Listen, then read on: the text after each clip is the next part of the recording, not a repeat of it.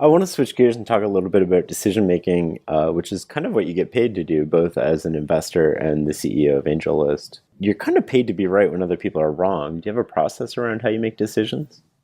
Yeah, so decision making is everything. And in fact, someone who makes decisions right 80% of the time instead of 70% of the time will be valued and compensated in the market hundreds of times more. And I think people have a hard time understanding that, but that's a fundamental fact of leverage. If I'm managing $1 billion and I'm right, 10% more of the time than somebody else, and that's $100 million worth of value on a judgment call. And with modern technology and large workforces and capital, our decisions are getting leveraged more and more. So if you can be more right, more rational, and that's one of the reasons why I love your blog, because it really focuses on helping you be more right, better decision making, more rational, then you're going to just get nonlinear returns in your life. So decision making is everything. And decision making, what's going on? The brain is a memory prediction machine. It has a memory of things that worked in the past and what it's read, and it's trying to predict the future. And the lousy way to do memory prediction is X happened in the past, therefore X will happen in the future. It's too based on specific circumstances. So what you want is you want principles, you want mental models. So the best mental models that I have found have come through evolution, game theory, and Charlie Munger, who I'm sure you quote a lot on your blog, Yeah. but Charlie Munger, who's Warren Buffett's partner, very good investor, but he has tons and tons of great mental models. Nassim Taleb has great mental models. The Benjamin Franklin had great mental models. So I basically load my head full of mental models, but then different ones apply to every situation. So I don't really run a checklist. But for example, I studied a lot of complexity theory when I was younger. It's a field that I got into. Occasionally I just get into these things and I just learn a lot about that field. And my most recent one is cryptography, but I was really into complexity theory back in the mid '90s. And the more I got into it, the more I understand the limits of our knowledge and the limits of our prediction capability. And that's been super helpful to me. So that has helped me come up with a system that operates in the face of ignorance. And I believe that fundamentally we are ignorant and very, very bad at predicting the future. So I don't look for, and I don't believe that I have the ability to say what is going to work. So rather, what I try to do is I try to eliminate what's not going to work. So I think being successful is just about not making mistakes. It's not about having correct judgments. It's about avoiding the incorrect judgments. So I have mental models around how do I determine if I can trust somebody? Around what are the actual odds that this is going to work? How much margin of safety do I have if it works out? The angel bets and venture bets are great because they have nonlinear outcomes in the positive, but on the downside you can only lose 1x, but on Hmm. the upside you can make 10,000x. So I try to rig the game. So I don't believe in specific goals. Scott Adams said famously also, set up systems, not goals. So use your judgment to figure out what kinds of environments you can thrive in, and then build a system to create that environment around you so that you're statistically likely to succeed. I'm not going to be the most successful person on the planet, nor do I want to be. I just want to be the most successful version of me while working the least hard possible, right? I Yeah. want to be like in a thousand universes, Naval is successful 999 of it. He's not a billionaire, but he's done pretty well in all of them, right? So whatever the metric is, or he's happily married in most of them. He may not have nailed it in every regard, but he's set up systems such that he's failed in very few places. So basically, I just try and set up good systems, and then the individual decisions aren't that don't matter that much. Because I think our ability to make individual decisions is actually not great. So, for example, as an investor, I would rather invest. My system is I want to see 10,000 companies, and I want to pick 500 that have a shot of being huge. And then I want the option to double down on the five winners. I don't want to just look at 100 companies and pick 10 that I think are winners and go all in on those, Right. because I don't think I have that capability. And I think there's a lot of ex post facto reasoning and sort of origin stories that people make up about why they were successful.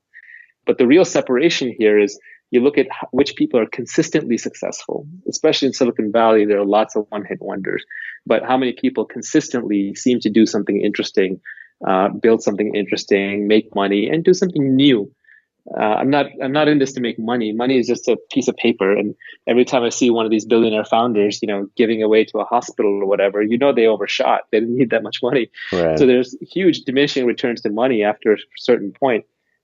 Especially now that I'm more into freedom from rather than freedom to. There's nothing I want to do that I can't do. So literally, money in that sense is a boat anchor around my neck, because all it is something that I'm then fearful of losing, something I'm getting jealousy debates about, something people want from me. So I'm not even in anymore for the money. It's like, can I do something interesting and new? Can I create something brand new the world has never seen, that it gets value out of, that it uses, that is congruent with my morals? So I never have problems sleeping at night, and I never have to worry about selling something that I wouldn't buy. So much more into that. But I don't have a checklist system for decision making. I know that's like a big thing recently. Atul Gawande wrote the checklist manifesto, and I think that's good for pilots and surgeons. I don't think it's necessarily great for investors Oh and yeah, I think for it totally misses the point with entrepreneurs. decision making. I agree. And by the way, that's another one of those books where you just read the first chapter and you're done. It would have made a great blog post. But yeah, so I also don't think you need to be that hard on yourself. Right? A lot of what goes on today is, a lot of your listeners are right now like beating themselves up and scribbling notes and saying, I need to do this and I need to do that and I need to do. No, you don't need to do anything. All you should do is what you want to do. And if you stop trying to figure out how to do things the way other people want you to do them, then you get to listen to that little voice inside of your head that wants to do things a certain way. And then you get to be you. And no one in the world is going to beat you at being you. You're never going to be as good at being me as I am. And I'm never going to be as good at being you as you are. So certainly listen, absorb, but don't try and emulate. It's a fool's errand. Instead, each person is uniquely qualified at something. They have some specific knowledge, capability, and desire that nobody else in the world does. That's just purely from the combinatorics of human DNA and development. And so your goal in life is to find out the people who need you the most, to find out the business that needs you the most, to find out the project and the art that needs you the most, because there's something out there just for you. But what you don't want to do is be building checklists and decision frameworks built on what other people are doing, because you're never going to be them. You'll never be good at being somebody else. Another idea that was hugely useful to me was that I listened in law school when some wag said, a legal mind is a mind that when two things are all twisted up together and interacting, it's feasible to think responsibly about one thing and not the other. Well, I could see from that one sentence that was perfectly ridiculous, and it pushed me further into my natural drift, which was into learning all the big ideas and all the big disciplines. So I wouldn't be a perfect damn fool who was trying to think about one aspect of something that couldn't be removed from the totality of the situation in a constructive fashion.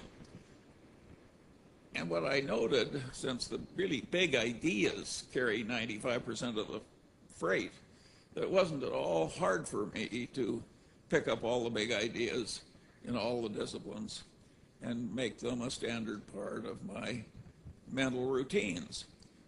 Once you have the ideas, of course, they're no good if you don't practice. If you don't practice, you lose it. So I went through life constantly practicing this multidisciplinary approach. Well, I can't tell you what that's done for me. It's made life more fun. It's made me more constructive. It's made me more helpful to others. It's made me enormously rich. You name it, that attitude really helps. And by the way, when I talk about this multidisciplinary attitude, I'm really following a very key idea of the greatest lawyer of antiquity, Marcus Tullus Cicero. And Cicero is famous for saying, a man who doesn't know what happened before he's born goes through life like a child.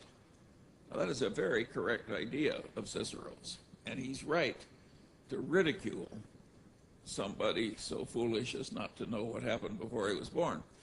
But if you generalize Cicero, as I think one should, there are all these other things that you should know in addition to history. And those other things are the big ideas in all the other disciplines. And it doesn't help you just to know them enough so you could prattle them back on an exam and get an A. You have to learn these things in such a way that they're in a mental lattice work in your head and you automatically use them for the rest of your life.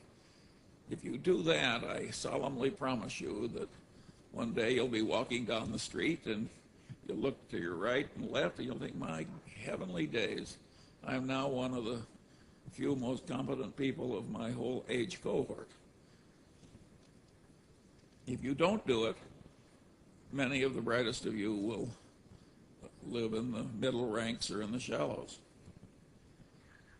Another idea that I got, and it was encapsulated by that story the dean recounted about the man who wanted to know where he was going to die and he wouldn't go there. That rustic who had that idea had a profound truth in his hand. The way complex adaptive systems work and the way mental constructs work, problems frequently get easy. I'd even say usually are easier to solve if you turn them around in reverse. In other words, if you want to help India, the question you should ask is now, how can I help India? You think, what's doing the worst damage in India? What will automatically do the worst damage, and how do I avoid it? You'd think they're logically the same thing. They're not. Those of you who have mastered algebra know that inversion frequently will solve problems which nothing else will solve. And in life, unless you're more gifted than Einstein, inversion will help you solve problems that you can't solve another way. Let me use a little inversion now. What will really fail in life? What do we want to avoid? Such an easy answer. Sloth and unreliability. If you're unreliable, it doesn't matter what your virtues are. You're going to crater immediately.